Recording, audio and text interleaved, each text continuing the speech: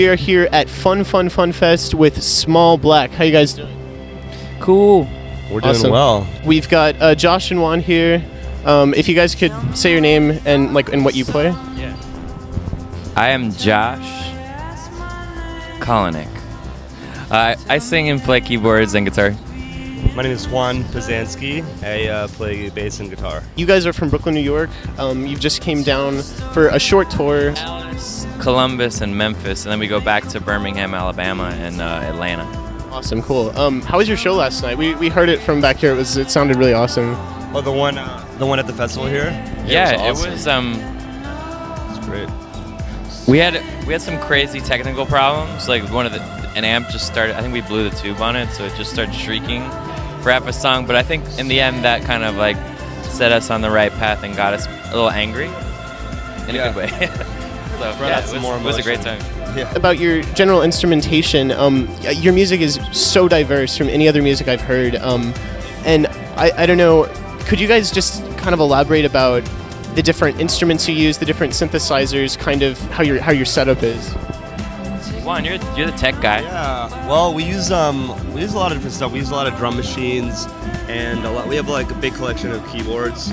I don't know if we can name specific names. No, but a lot of the classic vintage keyboards, and then we also use like a lot of like weird '90s synthesizers. Because they're really cheap. They're cheap, and you can get Nobody some wants crazy them, sounds out and they're of good. them. That's Ryan, the other keyboard player. That's like his thing. Yeah. No, but like 90s is like, well, it used to be like in the early 2000s. 80s synths were really cheap, and then everyone figured out they were awesome, and they got really expensive. So we're trying to beat the curve this time.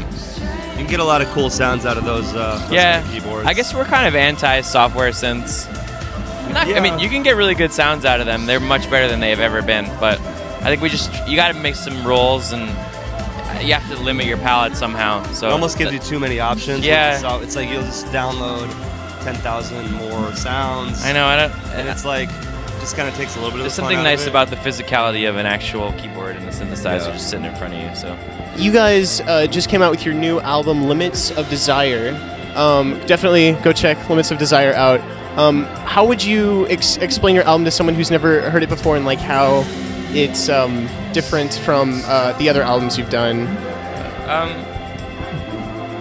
Well, our first record was really super lo-fi and like done in this weird attic at my uncle's house. So this one, we still home record. We've never worked in a studio ever. We do everything at Juan's house pretty much in our bedrooms. And then sometimes in Delaware for some reason. Yeah. There's nothing that happens there. That's why we go there. Yeah, because there's no one to talk to. Well, at one point, Juan and I were there for like, I think a month with no outside contact. Yeah. And all we could do, we could walk to the movie theater and to the supermarket. And that was kind of go crazy, but it's kind of good. We can work really late. We'll write like 3 songs a day, so because there's nothing else to do. Otherwise, we just drink vodka. That's the problem. It's like the only thing you can really do is drink and work on stuff, and so we end up doing one or the other or both together, hopefully.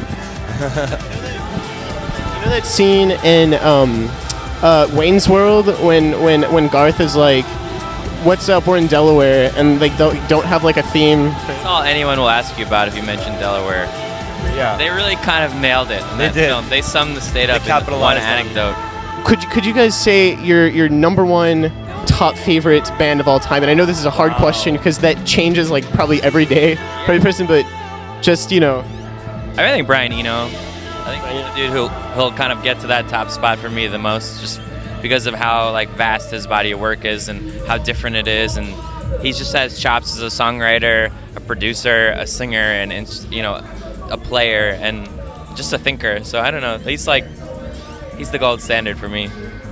Awesome. That's a good one. I'm gonna go by nostalgic reasons. The first band I ever really got into was Yola Tango, because they had a name in Spanish, and I had no idea. This is like way back in the day. And I just remember buying their. Juan's from Argentina. Oh wow! And just very like cool. seeing some band, and I didn't understand. This was before the internet, so like there was no explanation.